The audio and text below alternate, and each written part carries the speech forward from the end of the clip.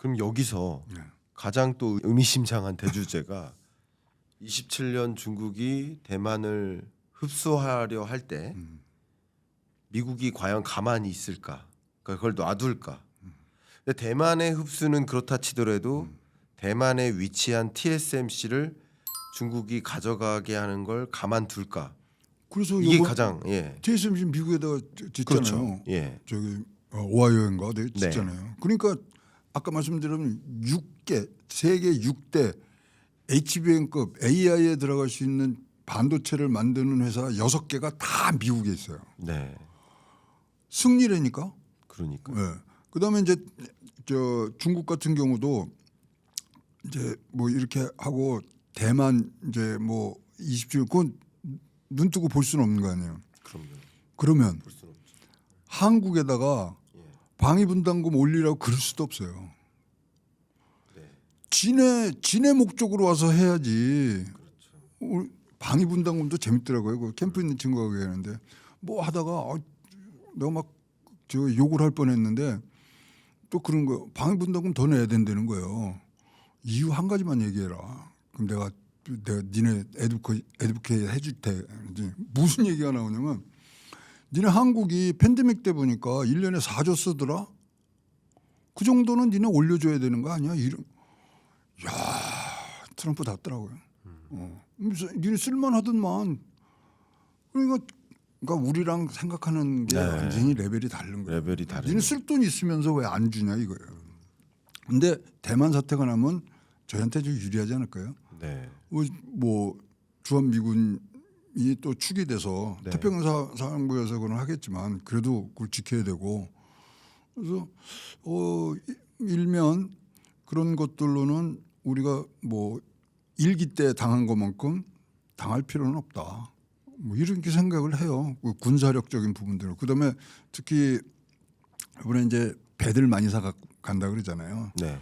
그래서 그런 것도 굉장히 좋은 사인이고. 근데 이제 그거를 소위 말하는 승부를 볼 수 있는 우리 국가의 지도자가 있어갖고 네. 다 저 가서 뭐 저 아메리칸 파이 부르지 말고 It's Man's World라는 그 트럼프의 제곡이 있거든요. 그거 한 부르고 해야 되는 그런 우리의 지도자가 지금 있어야 된다고 생각을 합니다. 네. 그럼 말씀 속에 네. 거의 이제 마지막 주제일 것 같은데요. 이제 중국과 미국이 대만 해협에서 벌이는 결투. 이 관점에서 한 가지는 일단은 미국 해군의 행보에 여러 시나리오들이 있는데 기본적으로 미국 항공모함이 대만 해협 앞에 놓일 것은 거의 확실한 것 같습니다. 그렇죠. 예. 네, 맞습니다. 그리고 그때 한국과 일본의 뭐 국방적인 지원은 요구를 할 거라고 생각합니다. 그리고 순순히 중국이 대만을 가져가는 것을 원하진 않고 그 전까지는 26년, 27년 그 동안까지는 TSMC의 기술 인재들을 적극적으로 자국으로 데려오려 할 거고 미국 해군의 여러 대응 시나리오 중에 뭐 플랜 A, B, Z까지 좀 나열을 하면 그 중에 하나는 만에 하나 TSMC를 폭파시키는 것까지 예, 그럼 남겨두면 안 되죠. 미국에다 또 졌는데 뭐 땅은 누가. 줄지언정 TSMC는 안 기술전쟁. 주겠다. 왜냐하면 기술 패권 전쟁이니까. 그럼 이렇게 전개된다라고 만약 했을 때 중국이 과연 한국에 가만히 있을 것인가?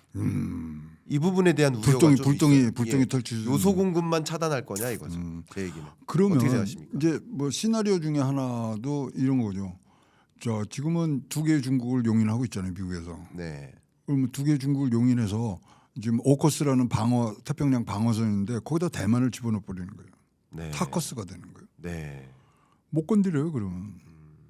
그러니까 그거는 패를 꺼내는 것만 자체로도 네. 저쪽에서 움찔하거든. 그래서 뭐 그런 부분. 근데 어차피 한국의 주둔한 이 뭐 의미와 지정학적인 그런 뭐 상황을 봤을 때 여기 자기네가 필요해서 여기 있어야 되거든요. 네. 이제 그거를 우리가 어떻게 표현을 하고 어떻게 그쪽하고 얘기를 하느냐인데 막무가내잖아요 저쪽에. 그래서 그런 걸 종합적으로 딱 진짜 헤드쿼터에서 아주 한 목표를 갖고 가야 되는 부분들이 있어서 걱정이 되는 거죠. 근데 가봐야 되는 거고 그때까지 중국도 사실 이제 자기네 경제를 굉장히 부밍시키려고 그러잖아요.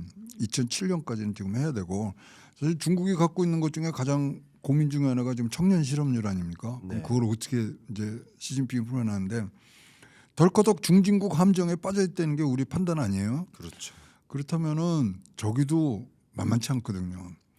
만만치 않은 상황이면은 항상 뭐 빠질 구멍이 없으면은 뭘 하느냐? 그때부터는 주먹을 쓰기 시작하는 거죠. 아, 그러니까 우리가 걱정이 되는 거죠. 말씀 정말 감사하고요. 이게 역사적으로 보면 물론 더 깊은 역사를 많이 보셨지만 역사적으로 보면 지난 약 한 30년 동안 전쟁이 멈춰 있었던 세계사가 그게 특이한 세계사라는 거죠. 그렇네. 전쟁은 인류 역사상 없었던 멈춰진 적이 건 없고 없죠. 지난 30년이 특이했었던 것이지. 그렇지. 지역별로만 사실은, 예. 조그맣게 속. 근데 22년에 러우 전쟁이 있을 때 뭐 잠깐이면 끝나겠지 사실은 기대했지만 어쩌면 그 전쟁이 상수로 가정하고 좀 생각할 필요도 있다고 생각합니다. 맞아요. 위기 국면이니까. 네. 그러면 정말 이 미중 간의 군사적 긴장감이 고조되면 우리 고민해야 될 것들이 너무나 네. 많은데 우리 와이퍼가 고장 나 있으면 될까 하는 자꾸 아유, 그 고민이 돼 있는데 그러니까요. 예. 우리 채널에 우리 정치인들도 많이 보시고요. 그래서. 네, 우리 정책 의사결정자 분들도 많이 보고 계시니까 어떤 이런 국면에 우리가 어떻게 대응해야 된다라는 메시지를 그 고모님하고 이거- 저하고 하나씩 주고받으면서 4개 정도 전달하면 아니죠. 우리가 무슨 예. 대행도 아닌데. 아닙니다. 아닙니다. 우리가 나라를 계속 사랑하는 마음에서. 나라를 사랑하는 마음에 말씀 주셔야 돼요. 예, 일단은 네, 어떻게 해야 됩니까? 첫 번째. 일단은 뭐가 됐든 간에 네. 정치 안정화와 사법제도의 이 정상화는 빠르게 시켜놔야 돼요. 네. 근데 거기부터 안 되면 우리 경제학 1학년 때 경제학 원론 배울 때 그잖아요. 경제가 성장할 수 있는 조건이 1번이 정치적 안정과 사법적인 제도의 확실성이잖아요. 그게 하면은 우리 경제 성장 못 해요. 언제 어디서 뭐가 올지 모르니까. 둘째, 이제 우리가 사실 세계 이제 10위권 안에 들어오면서 조금 포커스가 지금 너무 넓어졌어요. 네. 그럼 다시 한번 이거를 뭉치는 부분으로 가야 되고 네. 지금 우리나라가 걱정해야 될 것은 진짜로 생산성이거든요. 네. 잠재 성장률 미국보다 못하잖아요. 네. 이거 갖고는 어디 가서 뭘 못해요. 진짜로 뭐 4회 개혁하고 뭐 4대 개혁한다 그러지만 그게 중요한 게 아니라 어떻게 하면 기업이 챔피언 혁신을 할 수 있는가 거기만 모든 걸 한번 보자 이거죠. 결국 먹고 살아야지만 나가야 되는 거고 지금은 뭐 관세 전쟁이 무역 전쟁이 하는 거에 가장 중요한 거는 저는 거기에 이 나가서 싸우는 이 장수와 이 싸움을 해야 되는 사람들은 기업이거든요. 아니 기업이 지금 뭐 내년도 투자 계획도 못 잡을 정도로 이렇게 불안정하니 이게 되겠어요. 그래서 그 부분에 우리가 뭐 귀에 못이 박히게 뭐 규제 완화들 뭐 얘기를 했지만 진짜 다른 거 한번 해봤으면 어떻겠냐. 일단 기업을 우리가 잘 성장할 수 있게 하고 변곡점이 왔지 않습니까? 산업혁명의 4차 산업혁명인데 그 변곡점을 넘는데 옛날에는 공무원들이 했으면 지금은 기업인이 했으면 좋겠습니다. 네. 말씀 정말 감사합니다. 뭐 저도 이제 말씀 주신 그 한 2가지 정도의 제안에 보태서 저도 2가지 정도의 제안을 좀 조심스럽게 드려 보면요. 일단 말씀 주셨던 걸 요약을 한다면 첫 번째 그 제안은 이런 이 정치 불안 이거는 사실 진보와 보수가 없다. 그렇죠? 정치 불안, 그 사법제도의 건전성을 정립하는 것 이게 우리나라가 가장 우선시해야 될 일인 거고 두 번째는 말씀하신 게 그 정치적 리스크가 경제적 리스크로까지 전이되지 않았으면 좋겠다. 그죠. 기업들의 경영 활동을 더 보조하는 그런 부분에 대해서는 이견 없이 움직여야 된다라는 말씀을 주신 것 같고요. 저는 오늘 말씀 나눈 여러 대담 속에 가장 우려되는 부분 한 가지가 어쨌든 이 관세 전쟁의 표적이 누가 될 것인지 우리 한번 직면을 해야 알죠. 언제부터 그렇죠. 전쟁을 펼칠지. 이럴 때일수록 제가 드리는 의견, 그러니까 두 개에 이어서 세 번째, 네 번째를 의견 드리면 이럴 때일수록 우리 수출 구조를 다변화해야 된다. 너무 과하게 미중에 의존적이기 그렇죠. 때문에 미중 수출을 줄일 필요는 없어요. 미중 수출을 줄이자는 게 아니라 다른 미중을 제외한 다른 나라 대상국에 그렇죠. 대한 수출을 늘림으로써 그럼요. 의존도를 낮추는 파이를 거죠. 크게 네, 해야지. 네. 예. 그러면 우리나라 수출이 이런 미중 패권 전쟁 속에 덜 흔들릴 수 있다라는 의견을 한 가지 드리고 두 번째, 그래 이제 마지막이죠. 네 번째 의견을 또 드린다면 저는 이 27년 변곡점을 앞에다 두고 미국과 중국이 격돌할 때 중국이 한국에 대해서 경제 제재나 어떤 것들을 가만히 지켜만 보진 않을 것이다. 우린 요소 공급 차단을 이미 경험했고, 그렇죠. 관광객 차단 경험했고, 한류 차단하는 거 경험했습니다. 근데 그거 수준으로 끝날까? 그거 이상의 공격을 할 거라고 생각하는데요. 맞아요.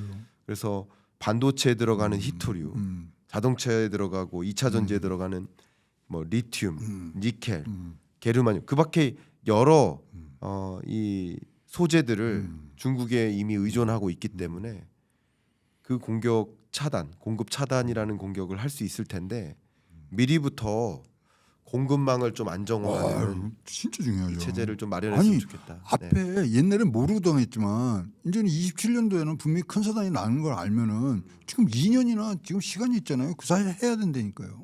근데 그 의존도가 바뀌지 않았습니다. 아니 안타까운 그러니까 거죠. 그걸 그러니까요. 바꾸는 거를 해야지. 그래서 지금 지금은 요소 여전히 그렇죠. 97.7% 중국에 의존하고 있어요. 싸니까 갖고 들어오는 그러니까 거예요. 그 바꾸는 게 어렵다는 건 알지만 이런 상황이 어느 정도 예견된다면 가야죠. 여기서 준비 안 하는 것은 그건 정말 직무유기다. 직무유기 아니라 그건 반역죄죠. 반역죄. 나라에 이걸 해야 되는. 정말 예. 네.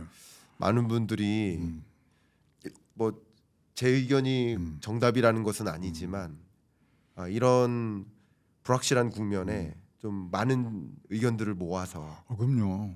자기네 당에 대한 사랑보다는 국가와 국민에 대한 사랑이 더 커야 되는데 요즘 거꾸로 돼 있잖아요. 그런 말씀해 주시죠. 우리 저 1층에 저 대강당 큰 거 하나 있잖아요. 예. 방송국 1층에 예. 거기다 좀 저 국회의원들 모아놓고 3박 4일 좀 한번 빠따를 한번 칠까. 걱정이요. 근데 그러다 이게 채널 폐기됩니다. 예. 또 1대1로 만나면은 다 맞다 그래요. 그럼요. 맞습니다. 맞으면 해야지. 맞는 거를 왜 안 하고 있어요? 예. 제발 25년 연초는 정쟁을 마무리하고 그죠. 이 세계 전쟁에 대응했으면 좋겠다. 그러니까 지금은 바깥에가 저렇게 지금 뭐 화력이 막 올라오는데 내부에서 총질할 이유가 하나도 없죠. 훌륭한 그 진단과 네. 고견과 다양한 정보망을 활용해서 이런 일이 있을 수 있음을 또 경고해 주셔서 대단히 감사하고 무슨 말씀이에요? 마무리로 이렇게 요청드리겠습니다. 오늘 경인당과 토론합시다에 네. 처음 출연하셨는데 소감 말씀 아니, 여쭙고 이렇게 마무리하겠습니다. 일방적인 뭐 이렇게 질문하고 답하고 아니라 이렇게 뭐 얘기들을 섞어가니까 제가 배워가는 것도 많고요. 무슨 말씀을? 예.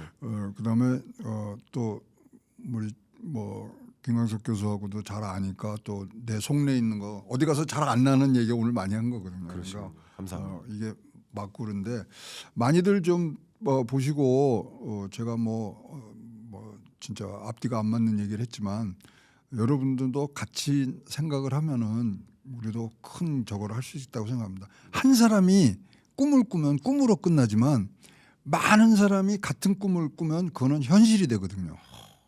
그래서 그 현실이 되게 만들고 싶습니다. 제가 우리 고모님을 오랫동안 배워왔지만 제가 배워온 것 중에 가장 멋있는 말씀을 지금 남겨주셨어요. 준비 좀 해갖고 준비해 왔죠. 오셨고 감사하고요. 네.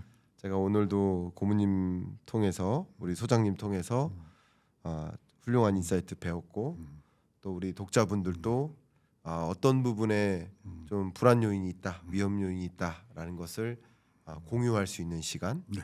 그래서 우리 한국이 또 잘 대응할 수 있는 계기를 마련하는데 일조해 주셨음에 감사하고요. 이상 마무리하겠습니다. 네. 100시간에 나와서 정책들 쫙 나오면 한 번 더 불러주십시오. 네. 그러면 그렇게 그때 하죠. 우리가 같이 조목조목 하는 시간만 해서 예.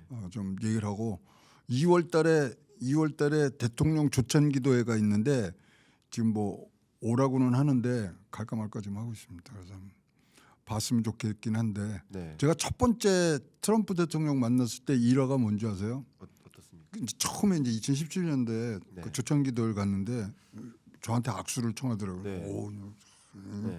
뭐라 그러냐면 I want to see you 7 more times 그러더라고요. 그래서 뭔 소리지? 나를 7번 더 본다고? 네. 그러니까 그게 일기 첫해 그 조찬기도였거든요. 예. 자기가 재선한다는 얘기야. seven more times. 네 번 하고 다음 eight 것도 times니까 요번엔 만나서 7번 더 보고. 넌 약속을 지키는 사람이다라고 내가 얘기를 해주고 싶어요. 근데 감사합니다. 내 차례까지는 안 올 것 같아. 아닙니다. 예. 그때는 저 유력 인사 뒤에 쫓아가면서 내가 네. 악수한 건데. 저는 그때 소장님 쫓아갈 수 있도록 하겠습니다. 알겠습니다. DC가 갖고 네. 거기 가서 뭐 왔다 갔다 하면 뭐 하나 걷어 예. 건지지 않겠어요. 예. 네. 감사합니다. 정말. 네. 예. 좋은 시간 됐습니다. 감사합니다. 감사합니다. 네.